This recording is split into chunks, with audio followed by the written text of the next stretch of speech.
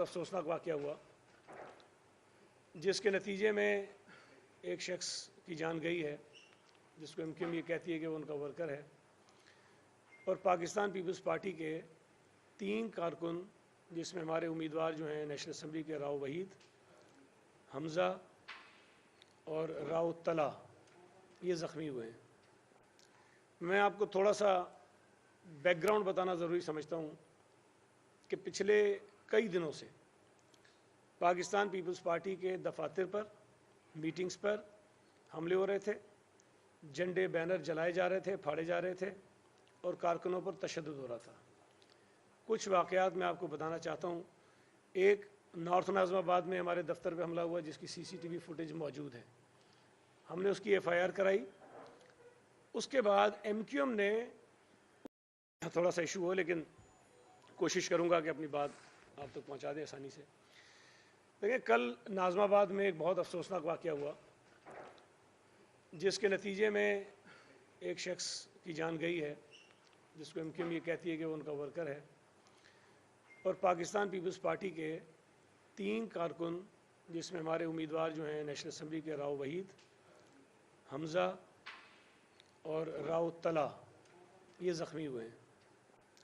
मैं आपको थोड़ा सा बैकग्राउंड बताना ज़रूरी समझता हूँ कि पिछले कई दिनों से पाकिस्तान पीपल्स पार्टी के दफातर पर, मीटिंग्स पर हमले हो रहे थे, झंडे बैनर जलाए जा रहे थे, फाड़े जा रहे थे और कारकुनों पर तशद्दुद हो रहा था। कुछ वाक़यात मैं आपको बताना चाहता हूँ। एक नॉर्थ नाज़माबाद में हमारे दफ्तर पे हमला हुआ, जिसकी सीसीटीवी फुटेज मौजूद है। हमने उसकी एफआईआर कराई।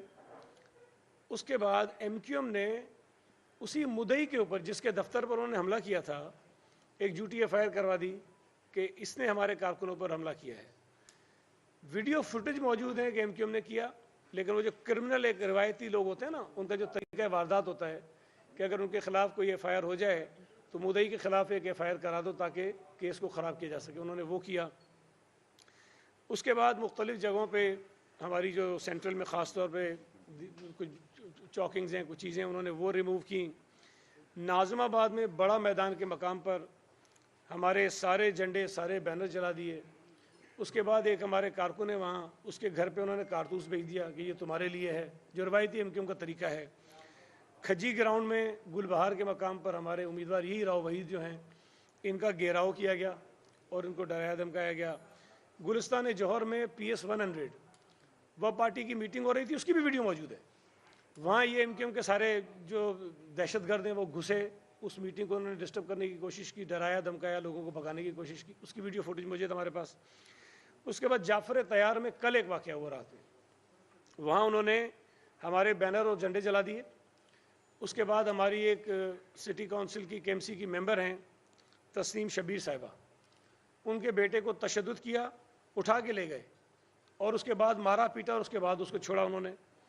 नॉर्थ कराची में 3 दिन पहले भी वहाँ पर भी उन्होंने जो है झंडे उतारे, बैनर उतारे, गंद मचाया। फिर अभी जब ये वाक़या हुआ है उसके बाद तकरीबन सेंट्रल के बहुत सारे इलाकों में हमारे सारे बैनर, झंडे जो है वो उतारना उन्होंने शुरू कर दिए हैं।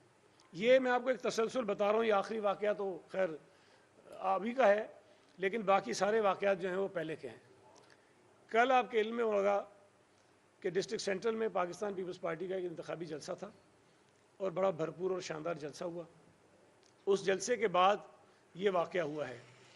अच्छा, हमारी खुशकिस्मती कह लें, अच्छी बात यह है कि इस तमाम रात के वाक़यात की मुख्तलिफ़ वीडियो फुटेजेस आना शुरू हो गई हैं, जिससे आपको ये अंदाज़ा हो जाएगा कि ये सारा कुछ किसने किया, किस तरह से किया और दहशतगर्दी किसने मचाई। एक वीडियो इत्तफाक से एमक्यूएम की खातून हैं, उन्होंने सोशल मीडिया पे डाली है। उसमें कुछ लोग फायरिंग कर रहे हैं क्लैशनकोफ से और उसने दायरे लगाए हैं कि ये पीपल्स पार्टी के दहशतगर्द हैं, लेकिन वो ये भूल गई कि जिस तरफ वो फायरिंग कर रहे हैं उस तरफ वो गाड़ियाँ खड़ी हैं जो पीपल्स पार्टी के लोगों की, जिसको उन्होंने जलाया है। अब अजीब पागल पीपल्स पार्टी के दहशतगर्द थे, फायरिंग भी कर रहे थे तो अपनी गाड़ियों में कर रहे थे। ये और बेनकाब होंगे, ये इंशाल्लाह ताला जो चीज़ें सामने आ रही हैं उससे और ये बेनकाब होंगे। लेकिन इस तमाम जो वाक़या हुआ, इसकी अफसोसनाक बात यह है कि पुलिस वहाँ पर मौजूद थी। ये सारा वाकया पुलिस की मौजूदगी में हुआ है। और हमारे ये डिस्ट्रिक्ट सेंट्रल के सदर बैठे हैं मसूद हसन साहब, इन्होंने एसएसपी से भी बात की और जब पुलिस से ये कंट्रोल नहीं हो रहा तो इन्होंने गुजारिश की कि हम रेंजर्स को बुलाएं ताकि ये हालात कंट्रोल में लाए जा सके। हमने ये सारी चीज़ें की हैं। मैं आपको सिर्फ कुछ चीज़ें याद कराना चाहता हूँ कि मैं पिछले कई दिनों से 3-4 प्रेस कॉन्फ्रेंसेस की मैंने, उसमें मैंने बात की। उसके अलावा अगर कहीं कोई मीडिया के दोस्त ने बात की, वहाँ इस बात की निशानदेही की कि मुस्तफ़ा कमाल खुलेआम ये धमकियाँ दे रहा है कि हम लड़ने झगड़ने में हमसे कोई चैंपियन नहीं है, हमारा 40 साल का रिकॉर्ड देख लो, ये काम हम सबसे अच्छा करते हैं। और बहुत किस्म की थ्रेट्स, धमकियाँ उसने मचाई। और उसका जो रवैया था, उसका जो अंदाज़ था, मैंने बार बार ये कहा कि इसको रोकें। ये शहर के अंदर अफरा तफरी चाहते हैं, इसलिए कि एमक्यूएम की जो सूरत हाल है शहर के अंदर वो बहुत ख़राब है। इनको यकीन है कि अगर इलेक्शन ठीक हो गए तो ये एक नशिस्त नहीं जीत सकेंगे, लिहाजा ये चाहते हैं कि शहर का अमन व अमान ख़राब हो, यहाँ लोग खौफजदा हों, टर्न आउट ना हो, ताकि पोलिंग स्टेशन इनके लिए आज़ाद हो जाए और यहाँ घुस कर जो बदमाशी इनको करनी है वो करें। अपना रवायती जो तरीका एमक्यूएम का था, ये उसको दोबारा रिवाइव करने की तरफ जा रहा है। अभी आज सुबह उन्होंने एक प्रेस कॉन्फ्रेंस की, उसमें जिस किस्म का लबो लेजा इस्तेमाल किया, और बड़ी हैरत की बात है कि पाकिस्तान पीपल्स पार्टी के ऊपर ये इल्ज़ाम लगाने की कोशिश की कि हम जो हैं खुदा न खास्ता राह के एजेंट हैं और एमक्यूएम जो है वो फरिश्ता है। मैं यहाँ सिर्फ एक वीडियो है बहुत छोटी सी, मैं चाहूँगा कि आप इसको सुने भी और इसको दिखाएं भी कि मुस्तफ़ा कमाल साहब क्या फरमा रहे हैं, उसके बाद मैं अगली बात करता हूँ।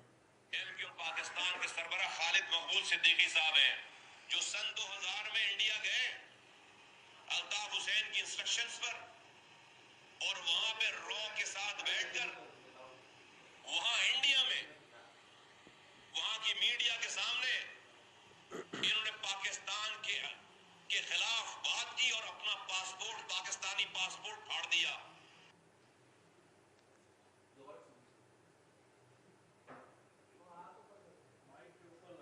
और वहां से पाकिस्तान आने के बजाय इंडियंस ने उनको इंडियन डिप्लोमेटिक पासपोर्ट इशू किया और इंडियन पासपोर्ट पे ट्रैवल करके अमेरिका चले गए। वो खालिद मकबूल सिद्दीकी साहब 13 सालों के बाद पाकिस्तान आते हैं। ये तो सिर्फ एक क्लिप है, ऐसे बेशुमार हैं। जो शख्स सबूत के साथ, वजाहत के साथ अपने मौजूदा कन्वीनर को ये कह रहा है कि वो रॉ का एजेंट है, भारतीय पासपोर्ट पर ट्रेवल किया, पाकिस्तानी पासपोर्ट को मीडिया के सामने फाड़ा, वो आदमी आज हम पे इल्ज़ाम लगा रहा है। ये परेशानी जो उनको है, मैं दोबारा कहना चाहता हूँ कि इंतखाबात की है।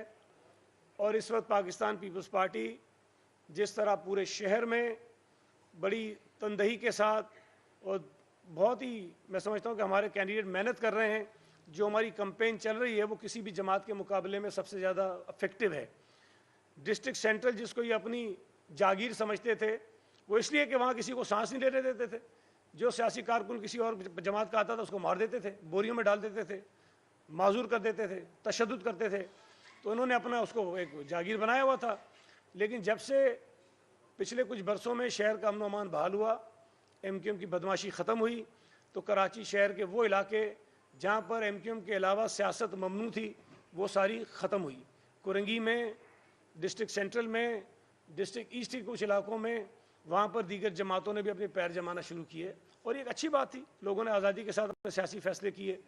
लेकिन अब चूँकि उन्हें ये यकीन है कि सूरत हाल इनके लिए अच्छी नहीं है, ये दोबारा से अल्ताफ़ हुसैन वाली एमक्यूएम को बहाल करना चाहते हैं कि लोगों को खौफजदा करें, मारें, पीटें, दहशत फैलाएं और उसके बाद वो इलेक्शन के अंदर जिस तरह का काम करना चाहते हैं वो करें। मैंने पहले भी कई मरतबा ये मुतालबा किया था, इलेक्शन कमीशन से भी मैंने मुतालबा किया था, कानून नाफिज करने वाले इदारों से भी, कि खुदा के लिए कराची के अमन को बरकरार रखने के लिए जो ये चंद वाक़यात मैंने आपको गिनवाएं इससे पहले उस पर कार्रवाई करें, उसको रोकें। अगर आप नहीं रोकेंगे इनको शय मिलेगी और ये अपनी रिवायती दहशतगर्दी के ऊपर उतर आएंगे और ये चाहेंगे कि शहर के अंदर फिर उस तरह से लोगों की जाने जाएं और सब कुछ। मैं एक मुतालबा करना चाहता हूं, जो इल्ज़ामात हम पे लगाए गए कि निगरान हुकूमत इस कल के वाक़े की अदालती तहकीकात कराए हाईकोर्ट के जज से। अगर पाकिस्तान पीपल्स पार्टी के लोग इसमें मुलविस हों तो जो कानून के मुताबिक सज़ा होती है हम उसके लिए तैयार हैं, लेकिन हमें यकीन है चूँकि हम इसके ज़िम्मेदार नहीं हैं, ये वाक़या किया गया है, हम पे थोपा जा रहा है, लिहाजा मेरे कहने से, मुस्तफ़ा कमाल के कहने से कोई चीज़ ना होनी चाहिए। अदालती तहकीकात हों, तमाम जो शवाहिद हैं उसका मुशाहिदा किया जाए, जो वीडियोज़ हैं उनको देखा जाए, जो विटनेसेस हैं उनको बुलाया जाए और उसके बाद ये फैसला हो कि कल के इस वाक़े की ज़िम्मेदारी किस पर है। मैं ज़ाती तौर पर तो ये समझता हूँ कि इस पूरे वाक़े की और कराची शहर में जो अमन अमान की सूरत हाल ख़राब हो रही है उसका अगर कोई ज़िम्मेदार है तो मुस्तफ़ा कमाल है। उसकी पिछली कई आप 15 दिन की 20 दिन की प्रेस कॉन्फ्रेंस उठाएं, उसकी तकारीर उठाएं, सवाए पीपल्स पार्टी को गालियां देने के, धमकियां देने के वो कोई काम कर नहीं रहा। लिहाजा अगर हमें इस शहर में अमन कायम रखना है तो हमें कोई सख्त इक़दाम इदारों की तरफ से उम्मीदें के लेंगे।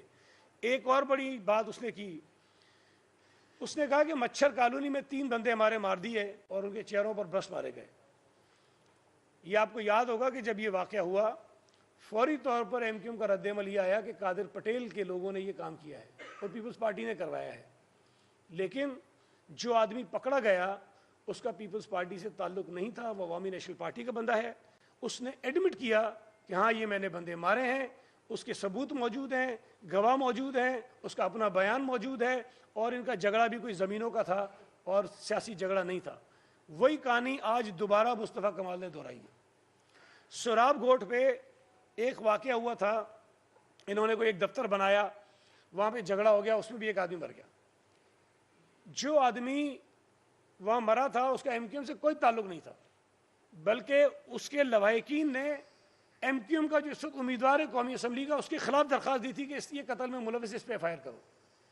खैर वो आका खेल एक ही टाइप था, हमें नहीं पता उन्होंने आपस में बैठ के बाद में क्या अंडरस्टैंडिंग की, सुलह हो गई, मुझे नहीं पता। लेकिन जो शख्स इंतकाल कर गया था उसका ताल्लुक पीपल्स पार्टी से भी नहीं था। मैं ये भी नहीं कह रहा हूँ कि पीपल्स पार्टी का था, पीपल्स पार्टी से उसका ताल्लुक नहीं था। अगर होता तो हम कहीं जाते, कोई बयान देते, कोई चीज़ करते। हमने तो बिल्कुल अपने आप को बाहर रखा इसलिए कि हमारा उस झगड़े से ताल्लुक कोई नहीं था। कल दोबारा उसने उसी सोराब घोट के वाक़े को दोहराया और वो शख्स जो इंतकाल कर गया उसको अपना वर्कर जो है बता के फिर वो सियासत करने की कोशिश की है। तो ये जो तौर तरीके इनके हैं, मैं ये समझता हूँ कि नामुनासिब हैं। और फिर ये कहना कि नाज़माबाद ऐसा है कि जैसे हम बिलावल हाउस पे झंडा लगा दें। वो भाई नाज़माबाद कोई घर थोड़ी है, नाज़माबाद कोई एक बिल्डिंग थोड़ी है, नाज़माबाद तो बहुत बड़ा इलाका है। अब तुम ये कहते हो कि उस पूरे इलाके में कोई सियासी जमात परचम भी ना लगाए इसलिए कि तुम्हारी जागीर है। अप्रोच देखें आप। हाँ, अगर मैं बहादराबाद पे इनका जो मरकज़ है उस पर जाके झंडा लगाऊं तो एतराज़ जायज़ है, नहीं लगाना चाहिए। उनका हेड ऑफिस है, उनका दफ्तर है, हमें नहीं लगाना चाहिए। 90 है, हमें नहीं लगाना चाहिए। कोई और इनके दफ्तर हमें नहीं लगाना चाहिए। लेकिन पूरे नाज़माबाद को बिलावल हाउस से कंपेयर करना कि ये बिलावल हाउस है और यहाँ झंडा कैसे हम बता, ये कोई तरीका। मतलब सोच देखें कि वो किसी ऐसे इलाके में जिसको ये माजी में तस्वुर करते थे कि उनका इलाका है, वहाँ कोई उम्मीदवार ये जुर्रत कैसे कर सकता है कि अपना बैनर लगाए, अपना झंडा लगाए, अपनी मीटिंग करे, अपना जलसा करे। तो ये बहुत ख़तरनाक सूरत हाल है।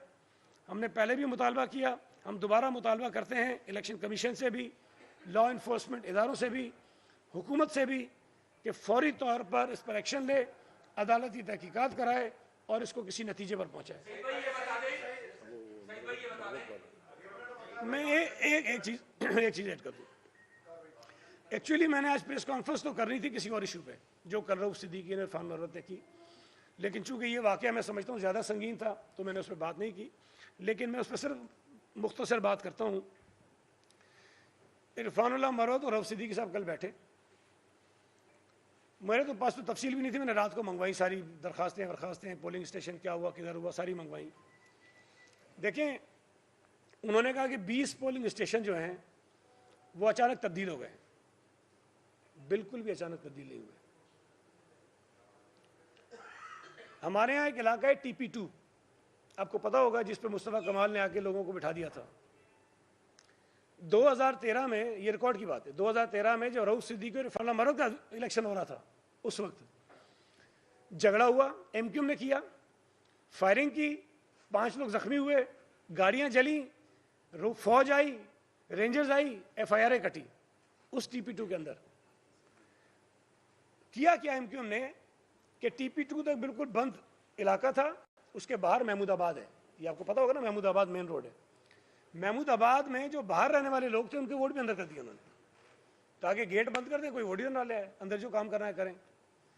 तो ये पहले भी हुआ, लोगों ने दरखास्तें दी कि जो बाहर रहने वाले लोग हैं उनके वोट बाहर कर दें, जो अंदर रहने वाले लोग हैं उनके वोट अंदर कर दें। और अंदर भी उसको 2 हिस्सों में कर दिया इलेक्शन कमीशन ने। और मुनासिब बात थी कि जो लोग इधर रहते हैं उनका इधर कर दिया, जो इधर रहते हैं उनका इधर कर दिया। ये क्या कहते हैं कि पहले एक स्कूल था, उस एक स्कूल में सारा TP2 भी था और बाहर के वोटर भी थे, सारा वो कर दो, ये किया उन्होंने। दूसरा, हमारा चनेसर गोड का एक स्कूल है, बड़ा मशहूर, आपको पता है, आप आए थे बाई इलेक्शन में, सारे लोग वहाँ आते हैं, बहुत बड़ा स्कूल है। वहाँ पर इन्होंने, इलेक्शन कमीशन ने कोई 15,000 से ज़ायद वोटरों को डाल दिया एक ही बिल्डिंग में, एक ही गेट है उसका, और पोलिंग स्टेशन बना दिए। अब उस पर लोगों ने ये कहा कि जी बल्दियाती इलेक्शन में मुख्तलिफ इलाकों के पोलिंग स्टेशन मुख्तलिफ इलाकों में बनाए गए थे, आप वही बना दें। अब लियाकत अशरफ कॉलोनी आपने देखी होगी, वो महमूदाबाद के साथ है और हमारा स्कूल चनेसर कोट में। वहाँ के लोगों ने दरख्वास्त दी कि भाई हमारे वोट उधर है, उधर स्कूल है, हमारा वोट उधर कर दें। उनका वोट चला गया उनके अपने इलाके के अंदर जहाँ वो रहते हैं। इस पर किसी को क्यों एतराज़ होना चाहिए। फिर जो बताया कि मेरे घर के करीब है, भाई क्या कोई पोलिंग स्टेशन इसलिए डिस्क्वालीफाई हो जाता है कि जी वहाँ वो सईद गनी के घर के पास है। बल्दियाती इलेक्शन में वो पोलिंग स्टेशन बना था और कोई एक वाकया, कोई एक शिकायत किसी मुखालिफ की तरफ से नहीं आई कि यहाँ पर किसी ने कोई गंद किया, कोई बदमाशी की, कोई धांधली की है। वहाँ रहने वाले लोग जो उस कम्युनिटी सेंटर के इधर रहते हैं, इधर रहते हैं, अगर उनके वोट वहीं पर है तो आपको क्या तकलीफ है। आप खुद कहते हैं, कल खुद भी कह रहा था कि नहीं वोटर को तो करीब होना चाहिए, इधर डाल दिया उधर डाल दिया। ये फार्मूला यहाँ पे अप्लाई नहीं करता। यहाँ पे अगर वोटर के करीब पोलिंग स्टेशन आया तो एतराज़ क्या है कि सईद गनी के घर के करीब है, इसको दूर ले जाओ। दूसरी बात, एक आजम बस्ती की उन्होंने बात की। आजम बस्ती में एक नॉर्वेजन स्कूल था बड़ा, वहाँ 3 पोलिंग स्टेशन बनते थे, वो स्कूल टूट गया है, उसकी दोबारा से तामीर हो रही है, वो ज़मीन पे स्कूल है ही नहीं सिरे से। अब भाई वहाँ जो पोलिंग स्टेशन थे उनको तो जाना है कहीं ना कहीं। अब अगर इलेक्शन कमीशन वो 3 पोलिंग स्टेशन अलग अलग कहीं लेकर गया है, और मैं आपको कहता हूँ जाकर आप देखें, आप जाकर उसको विजिट करें कि वो कितने कितने किलोमीटर दूर हैं। वो मिसालें दे रहा था, गुलिस्तान है जो, और पता नहीं शारा फैसल क्या क्या। आप जाएं और जाकर देखें कि जहाँ पोलिंग स्टेशन बने हैं वो कितने करीब हैं उनके। अगर कोई 500 मीटर पे है, 300 मीटर पे है, उसी गली के अंदर है, अगली गली के अंदर है, तो इस पर आपको एतराज़ नहीं होना चाहिए। और सबसे दिलचस्प बात यह है कि नॉर्वेजन स्कूल की 3 पोलिंग है, माजी में मैं जीता हूँ, मतलब वहाँ ज़्यादा वोटर मेरे हैं। अगर एतराज़ करूँ गलती पर तो मुझे करना चाहिए। जब पोलिंग स्टेशन मैंने जीती हैं पहले भी, और वो तब्दील हुई हैं, तो मुझे अंदाज़ा हो रहा है कि उसको वजह है उसकी, तो उन्होंने वजह पर तब्दील की हैं। तो आप खुद जाकर उसका जायज़ा लें और करें। लेकिन कल की उनकी प्रेस कॉन्फ्रेंस जो है वो रोने धोने के अलावा कुछ भी नहीं थी, और उन्हें ये यकीन है कि इंशाअल्लाह ताला वो 5 जमातें मिल गई हैं। मैं तो कहता हूँ जो रह गई हैं उनको भी मिला लो। अल्लाह ने चाहा, पिछली दफ़ा 16,500 से इनको हराया था, इस दफ़ा 20,000 से ज़्यादा लीड होगी। और इनको परेशानी ये है कि वहाँ के लोग इनको रिस्पॉन्स नहीं दे रहे हैं। हमारे जलसे, हमारी मीटिंगों में लोगों की शानदार शिरकत है। एक एक एक एक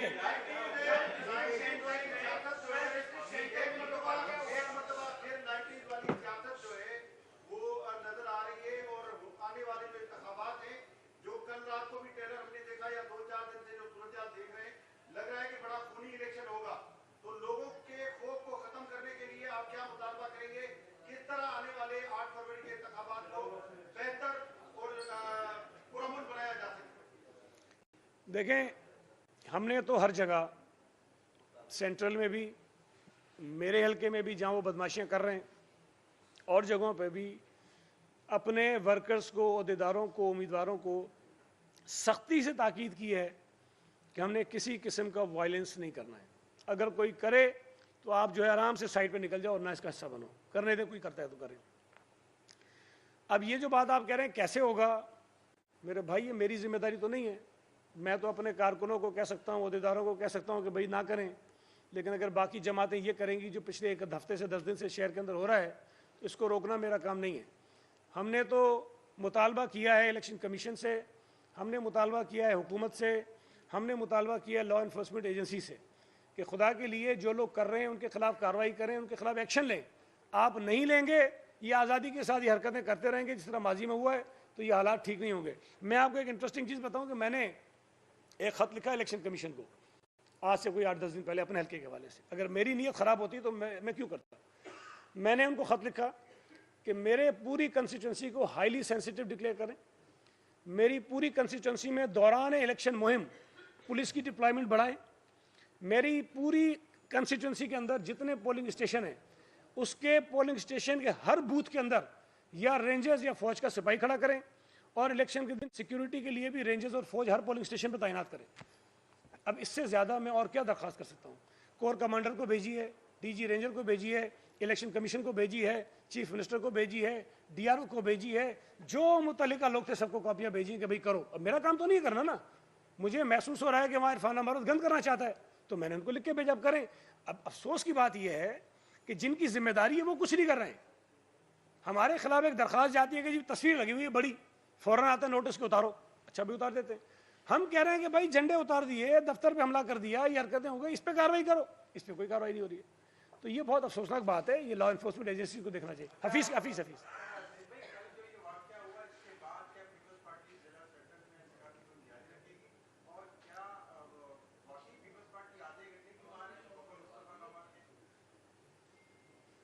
यार वैसे इस वक्त तो जो एमक्यूएम के हालात हैं ना, आधा घंटा तो छोड़ दें फूंक की मारे वो बेचारे जिस सूरत हाल से दो चार हैं, जो फ्रस्ट्रेशन आपको उनकी बातों में उनकी तकरीरों में नज़र आ रही है ऐसे नहीं है।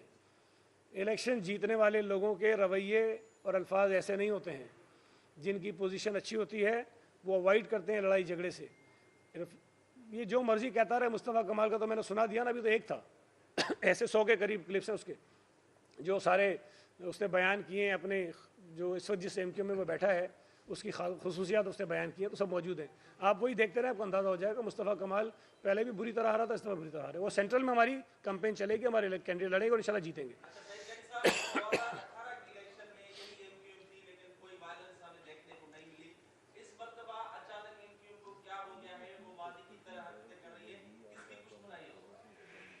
मुस्तफ़ा कमाल की उस वक्त पीएसपी अलग थी, एमक्यूएम अलग थी, और उस वक्त के जो हालात थे मैं समझता हूँ कि उसमें एमक्यूएम को ये जो आज की सूरत हाल उनकी है ना वो नहीं थी। मैं मानता हूँ 18 में एमक्यूएम की सूरत हाल आज के मुकाबले में बेहतर थी। उन्होंने उन इंतखाबात में भी जहाँ उनको भी सीटें ली गई, उनकी भी छीनी गई, हमारी भी छीनी गई, उसमें उनको वोट पड़ा था, कहीं से 40, कहीं से 50, कहीं से 30,000 वोट पड़ा था। वो अलग बात है कि वो कुछ सीटें हार गए, लेकिन आज एमक्यूएम की हालत ये है कि कैंटोनमेंट बोर्ड के रिजल्ट देखें, बल्दियाती इलेक्शन से वो भाग गए। फिर जो ज़िमनी इलेक्शन हुए उसमें जहाँ से उनके 70,000 वोट थे, बड़ी मुश्किल से 10,000 वोट उनके निकल रहे थे। तो जो सूरत हाल आज एमक्यू में वो 18 में नहीं थी इनकी, आज बहुत बुरे हालात में है। उन बुरे हालात को छुपाने के लिए, अपनी जो इनकी गिरती हुई साख है उसको बचाने के लिए शहर के हालात को ख़राब करना चाहते हैं, जो रवायती इनका तरीका है।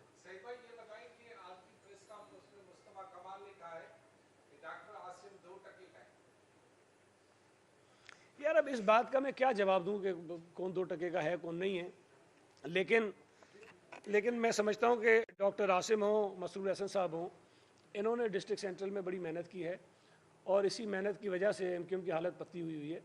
और बजाय इसके कि किसी को ये बताना कि कौन कितने टके का है, अपना काम बताओ, अपनी लोगों में कारकर्दगी बताओ, लोगों से जाके अपने काम पर वोट मांगो, अपनी कारकर्दगी पर वोट मांगो, तो बात ठीक है ना। अब ये इसका तो कोई फजूल बात का क्या जवाब दे सकता हूँ मैं।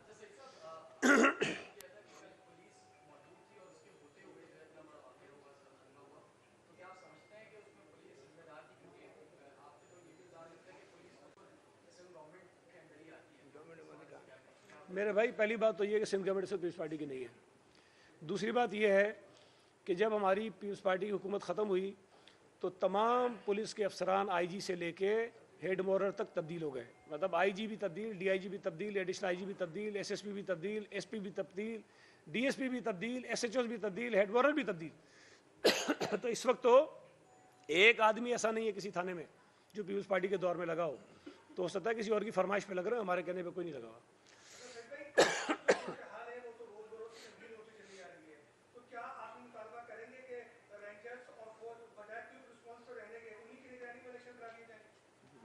देखें, ये तो मैं कह चुका हूँ ना कि लॉ एंड ऑर्डर को कंट्रोल करने के लिए लॉ एनफोर्समेंट एजेंसीज को एक्शन लेना चाहिए, और सिर्फ इलेक्शन के दिन की बात नहीं है। अभी इलेक्शन में कई दिन बाकी हैं। हम कई दिनों से कह रहे हैं कि जिन लोगों ने कराची के हालात ख़राब करने का आगाज़ किया, पिछले 10-12 दिन से वाक़यात हो रहे हैं, इन छोटे छोटे वाक़यात पर अगर कार्रवाई हो जाती, इनको थोड़ा सा समझाया जाता कि इंसानों की तरह बैठ के सियासत करो, तो ये इस नौबत तक चीज़ें ना पहुँचती कि किसी की जान जाती। अब वही बात हुई है, किसी की जान गई और एमक्यूएम के मज़े लग गए उस पर।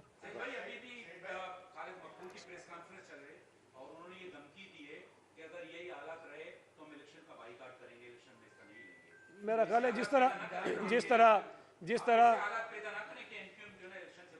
जिस तरह बल्दियाती इलेक्शन से ये भागे थे, मुझे लगता है इसी इलेक्शन से भागने के चक्कर में है, और ये हमारी वजह से नहीं होगा, अपने करतूतों की वजह से होगा। एक मिनट राना पीछे को।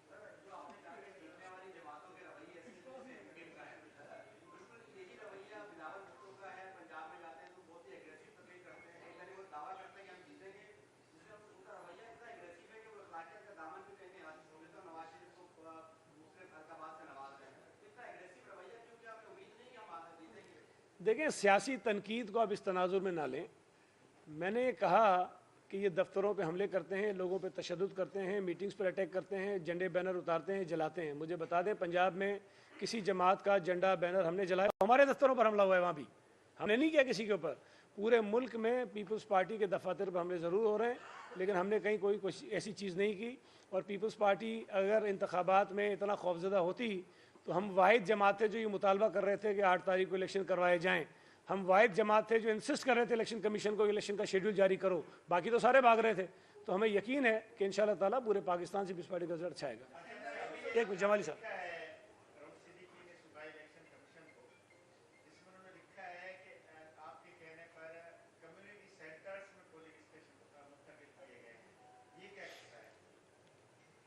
आप पूरे सिंध में इलेक्शन को शायद देखते होंगे। हाँ, कल मैंने ये बात भी सुनी, वो कह रहे हैं वो पूरा हॉल है और कह रहे हैं कनाते लगा के हम करेंगे। मेरे भाई, इनको पता कुछ नहीं है। कई पोलिंग स्टेशन सिर्फ टेंटों में बनते हैं, मैदानों में बनते हैं, जहाँ कोई इमारत नहीं होती। तंबू लगा के, टेंट लगा के, कनाते लगा के पोलिंग स्टेशन बनाए जाते हैं। जिसकी कम्युनिटी सेंटर की बात कर रहे हैं, वो बहुत बड़ा हॉल है, नीचे भी है, ऊपर भी है। अगर उसको कनाते लगा के, पार्टीशन बना के पोलिंग स्टेशन बनाया जा सकता है तो उसमें गलत काम क्या है? मेरे कहने पे नहीं, बल्दियाती इलेक्शन में वो कम्युनिटी सेंटर पोलिंग स्टेशन था। अगर तो इल्ज़ाम ये है कि जी मेरे घर के करीब है, तो क्या बल्दियाती इलेक्शन में हमने कोई धांधली की, कोई बदमाशी की, कोई शिकायत आई, कोई दादागिरी की, तो बताएं। जब पुरअमन तरीके से एक मतलब इलेक्शन हो सकता है और खुद ही उस प्रेस कॉन्फ्रेंस में कहते हैं कि जी इधर के वोटर उधर ले गए, उधर के उधर ले गए, तो भाई यहाँ के वोटरों को जब करीब ले आए तो उस पर एतराज़ क्यों है आपको?